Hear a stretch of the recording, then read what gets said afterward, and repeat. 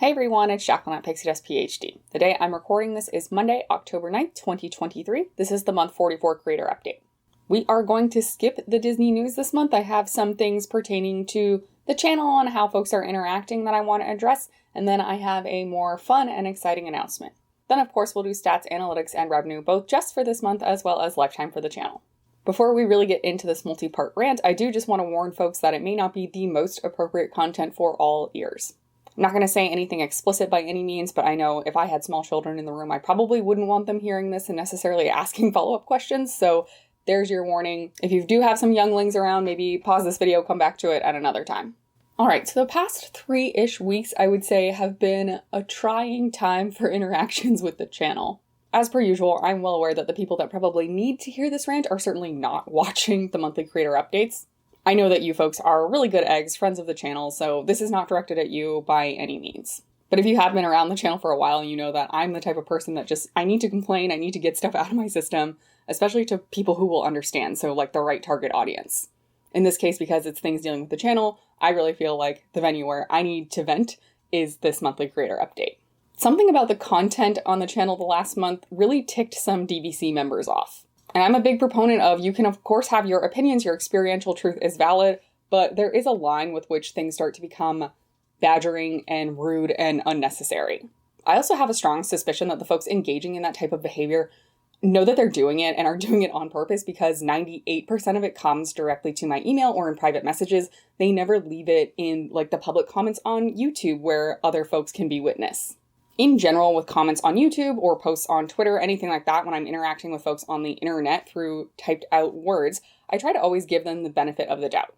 I read the comment with a neutral to positive tone. Now, if the content does seem not so nice, again, I try to go into it with a positive attitude and a neutral tone. I typically do respond to everyone at least once, giving them the benefit of the doubt again. And in many cases on the channel, there are people who maybe word things that is not how I would prefer to be spoken to, but I give them the benefit of the doubt. I comment back, they comment back. It was just a weird, little misunderstanding. We're all good. There are so many really good friends of the channel who have different opinions than I do, and that's totally fine as long as we can communicate them properly and kindly like adults.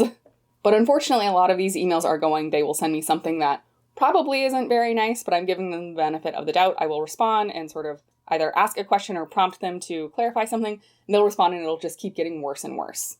At that point, I typically stop putting any effort into that because it seems like they're really just interested in this conversation to have me as a punching bag, which obviously I'm not interested in. Typically, I let them know 2 things. First, really just about internet decorum, and I hope that they consider how their comments are coming off. If we were sitting down having a coffee, would you say those words to me exactly how you typed them out? If not, you should probably feel a twinge of shame at least and consider how you're commenting moving forward.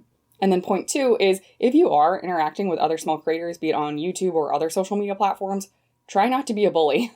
I have really thick skin. I got through an entire PhD. I have a healthy ego. I'm all good. I really don't care that people are mean to me on the internet. But not everyone's like that, and I know some of the comments I receive would definitely break other small creators. It's definitely frustrating to deal with these people, and I think we just need to remember that at the end of the day, there is someone on the other side of the screen typing back to you. That's a real human being. Also, in particular, it became really clear to me that these handful of people that I ticked off were very much in favor of higher profits for the Walt Disney Company in general. Even if that comes at the cost of their literal workers, the cast members, or resale DVC members, or whatever it may be. I think I've made it abundantly clear on the channel my position on that. I am not now and never will be centering the quote-unquote needs of a multi-billion-dollar Fortune 500 company. Yes, I understand that for-profit businesses need to have profits in order to reinvest into their company and continue into the future. That being said, if we're looking at profit margins these days, particularly in corporate America, it has just exploded to an unreasonable point, especially when you consider what they're paying their workers.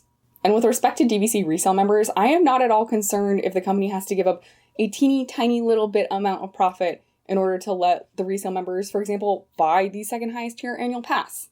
Truly, I really don't care that they would lose a tiny bit of profit in that instance. I just don't. So for that improved DVC video, I definitely think I made my position clear that I was presenting this from a user experience and not at all from the business standpoint. And yet my email just got flooded with so many irate, entitled DVC owners and you guys, this is why you get a bad rap. I love having little side conversations with friends of the channel. I think it's a really rich way to build the community.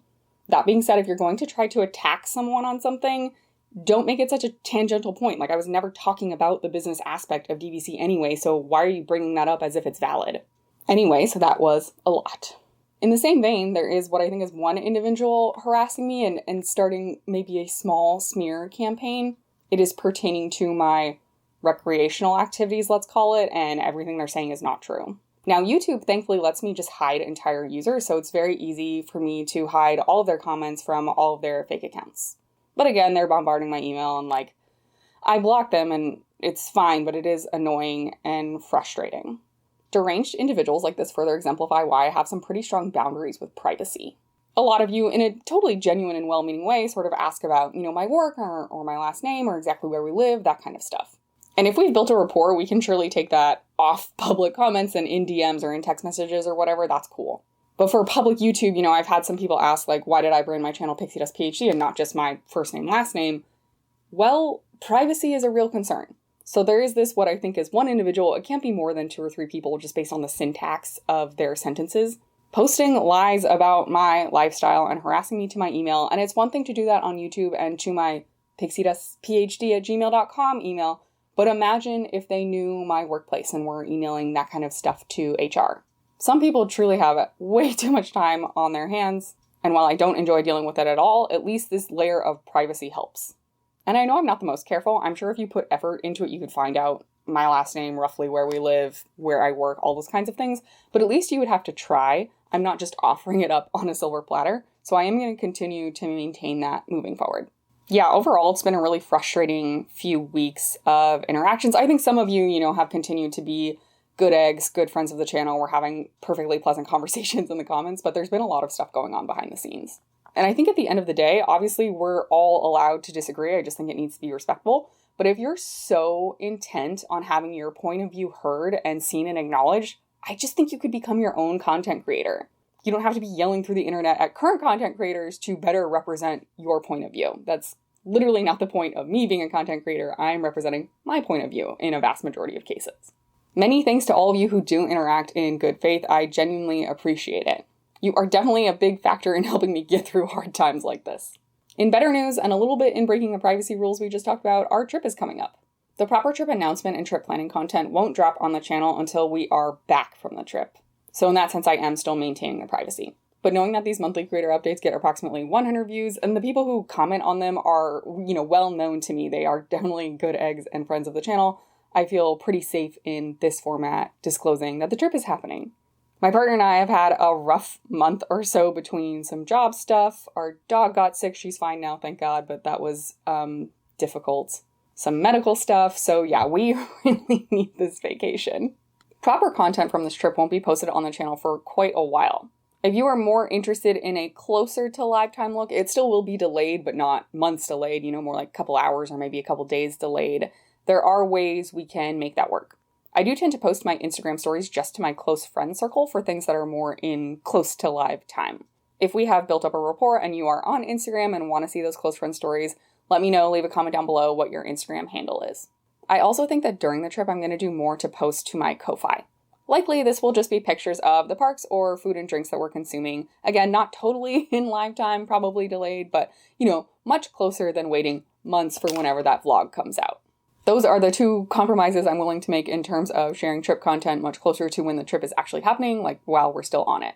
That's the close friends circle story post on Instagram, and then I will post over on Ko-Fi. Now, those Ko-Fi posts are totally public, but that does not gain a lot of traction. I think that feels a lot safer and secluded and insulated to me than posting just generally on Instagram or Twitter or YouTube, etc.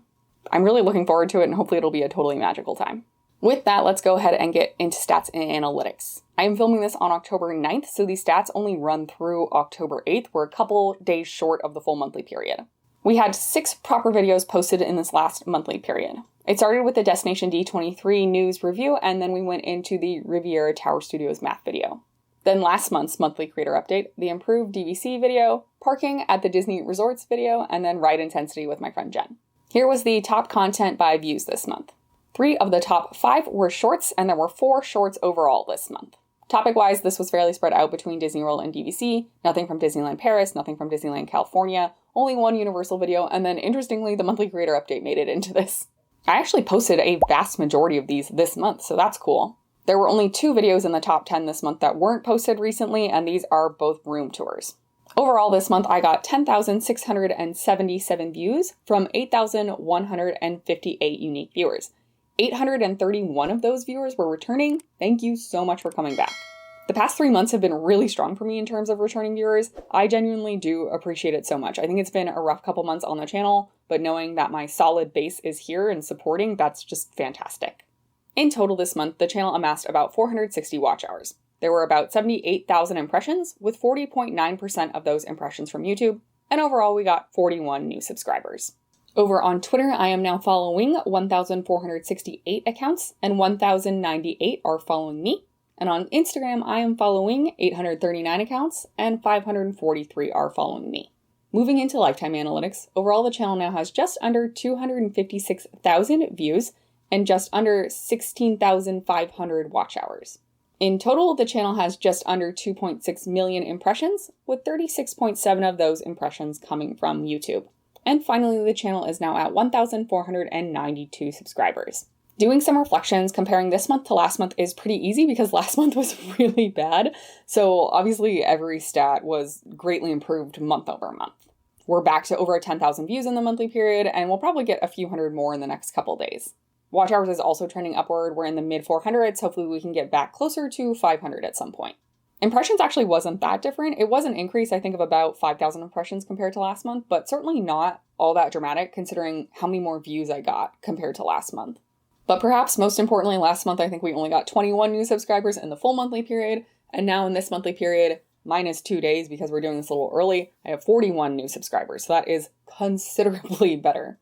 I did put out a little plea over on Twitter. Maybe not a plea, it's not the best word. I certainly wasn't begging, but I said, hey, I'm nearing 1,500 subscribers. I would really appreciate it if you helped me out, checked out the channel, subscribed, all that jazz. And I do think that helped.